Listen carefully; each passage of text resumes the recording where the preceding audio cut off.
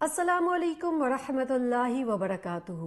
Welcome back ناظرین، break پر جانے سے پہلے ہم حضرت ابو ہریرہ رضی اللہ عنہ کی والدہ کے بارے میں بات کر رہے تھے۔ آپ کی والدہ جو ہے ان کو آپ کے اسلام قبول کرنے سے سخت تکلیف تھی اور ہر وقت کسی نہ کسی طریقے سے اسلام کو اور آپ صلی اللہ علیہ وسلم کے بارے میں ایسے نازیب الفاظ کہتی تھی جس سے حضرت ابو ہریرہ کو نہایت تکلیف ہوتی تھی۔ ایک دن اسی طریقے سے ان کی ماں نے ان کو واپس اپنے پرانے دین پر لوٹنے کی دعوت دی، جس پہ حضرت ابو ہریرہ نے ان کو بتایا کہ ان کے لیے اسلام کتنا اہم ہے۔ تو انہوں نے اسلام اور آپ صلی اللہ علیہ وسلم کے بارے میں بہت سارے الفاظ کہے جو حضرت ابو ہریرہ کو نہایت غمگین کر گئے اور آپ بہت روئے۔ آپ صلی اللہ علیہ وسلم کے پاس آئے تو آپ صلی اللہ علیہ وسلم نے پوچھا کہ آپ کیوں رو رہے ہیں؟ تو انہوں نے بتایا کہ آپ صلی اللہ علیہ وسلم، میری والدہ جب آپ کے بارے میں ایسی الفاظ کہتی ہیں تو میں بہت غمگین ہو جاتا ہوں، پلیز آپ میری والدہ کے لیے دعا کریں کہ وہ اسلام قبول کر لیں۔ آپ صلی اللہ علیہ وسلم نے ان کی والدہ کے لیے دعا کی کہ اللہ تعالیٰ ان کا دل اسلام کی طرف مائل کر دے۔ رسول صلی اللہ علیہ وسلم نے ان کی ماں کے لیے دعا کی، اے اللہ ابو ہریرہ کی ماں کو ہدایت عطا فرما۔ وہ کہتے ہیں میں گھر پہنچا تو میری والدہ غسل لے رہی تھی۔ انہوں نے نہا کر کپڑے بدلے اور مجھے دیکھ کر ہی کلمہ شہادت پڑھ لیا۔ کہتے ہیں میں الٹے پاؤں دوبارہ آپ صلی اللہ علیہ وسلم کے پاس گیا اور میں رو رہا تھا۔ اس دفعہ کہتے ہیں یہ آنسو خوشی کے تھے اور میں نے کہا کہ یا رسول اللہ، اللہ تعالیٰ نے آپ کی دعا قبول فرمائی ہے اور میری ماں نے اسلام قبول کر لیا ہے۔ آپ دیکھیں کہ ناظرین، یہ ہوتا ہے کہ جب انسان کو کسی سے محبت ہو تو صرف یہ نہیں کہ اس کی دنیا کے لیے ہی فکر مند رہے، اس کا دل چاہتا ہے کہ اس کی آخرت میں بھی وہ سب ان کے ساتھ ہوں۔ تو ہم سب پہ ہے کہ ہم جس سے محبت کرتے ہیں ان کی دنیا کے ساتھ ساتھ ان کی آخرت بنانے کے لیے بھی فکر مند ہو۔ ایک دفعہ کا ذکر ہے کہ حضرت ابو ہریرہ رضی اللہ عنہ کو علم حاصل کرنے کا بہت شوق تھا اور ویسے ہی وہ اپنے دوستوں کو بھی علم حاصل کرنے کے لیے جگاتے تھے۔ ایک دن مدینہ کے بازار سے گزرے تو دیکھا کہ لوگوں کو کہ وہ دنیاوی کاموں میں مشغول ہیں۔ سخت غمزدہ ہو گئے، کہا اے مدینہ والو، تم محروم اور بے کس رہ گئے۔ لوگوں نے پوچھا اے ابو ہریرہ، آخر تم نے ہمارے اندر کون سی ایسی محرومی اور بے کسی دیکھ لی ہے؟ کہنے لگے کہ مسجد میں اللہ کے رسول صلی اللہ علیہ وسلم کی میراث تقسیم ہو رہی ہے اور تم یہاں پر ہو۔ لوگ بھاگے بھاگے مسجد گئے اور واپس آ کر حضرت ابو ہریرہ سے کہا کہ ہم نے تو کوئی رسول صلی اللہ علیہ وسلم کی میراث تقسیم ہوتے ہوئے نہیں دیکھی۔ انہوں نے کہا کیا تم لوگوں نے مسجد میں لوگوں کو نماز پڑھتے ہوئے نہیں دیکھا؟ لوگوں نے کہا ہاں، ہم نے لوگوں کو نماز پڑھتے ہوئے دیکھا، ہم نے کچھ لوگوں کو دیکھا کہ وہ قرآن کی تلاوت فرما رہے ہیں، ہم نے کچھ لوگوں کو دیکھا کہ وہ حلال و حرام پر تبادلہ خیال کر رہے ہیں۔ تو حضرت ابو ہریرہ نے فرمایا افسوس کی بات ہے، یہی تو محمد صلی اللہ علیہ وسلم کی میراث ہے۔ یعنی اصل جو آپ صلی اللہ علیہ وسلم، آپ دیکھیں ناظرین، میراث چھوڑ کے گئے وہ یہی عبادت ہے، وہ یہی قرآن ہے، نماز ہے، حلال حرام کے درمیان فرق ہے۔ اللہ تعالیٰ ہم سب لوگوں کو توفیق عطا فرمائے کہ ہم اس میراث سے فائدہ اٹھائیں۔ حضرت ابو ہریرہ رضی اللہ عنہ فرماتے ہیں کہ اللہ کی قسم جس کے سوا کوئی معبود نہیں، زمانہ نبوی میں میرا بھوک کے مارے اتنا برا حال ہو جاتا کہ میں زمین پر لیٹ جاتا اور کتنی دفعہ تو میں بھوک کے مارے اپنے پیٹ پر پتھر باندھ لیتا تھا۔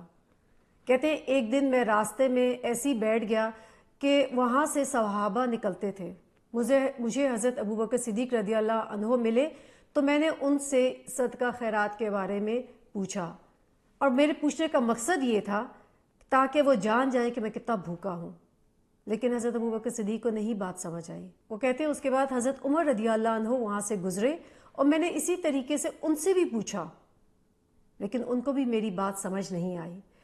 کہتے ہیں کہ پھر آپ صلی اللہ علیہ وسلم وہاں سے گزرے، آپ مجھے دیکھ کر مسکرا دیے اور میرے دل کی بات سمجھ گئے۔ آپ نے حضرت ابو ہریرہ کے چہرے سے تار لیا کہ وہ سخت بھوکے ہیں۔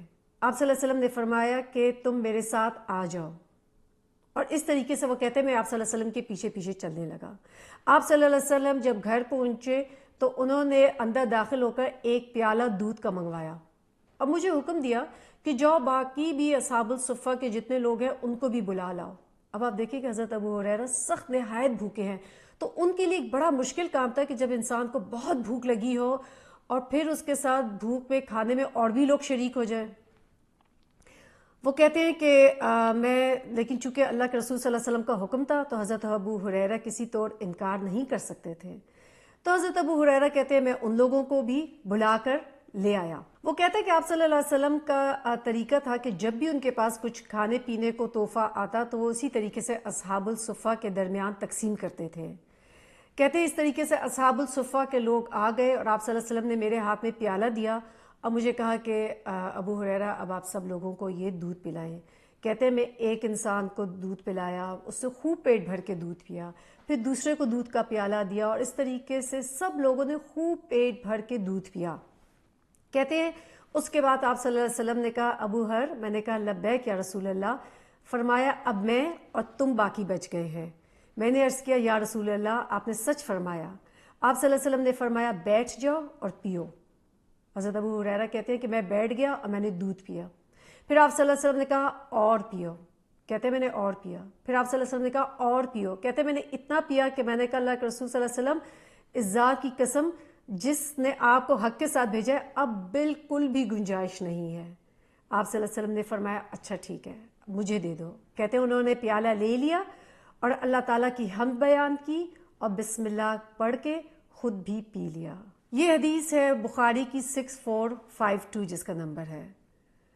حضرت ابو ہریرہ فرماتے ہیں کہ مسلمانوں کے جب اچھے حالات ہو گئے اور مسلمانوں کے لیے رزق کے دروازے کھل گئے، مختلف فتوحات اور مختلف علاقے جب فتح ہوئے اور مال غنیمت بہت وافر مقدار میں آنے لگا، تمام مسلمان خوب فیضیاب ہونے لگے۔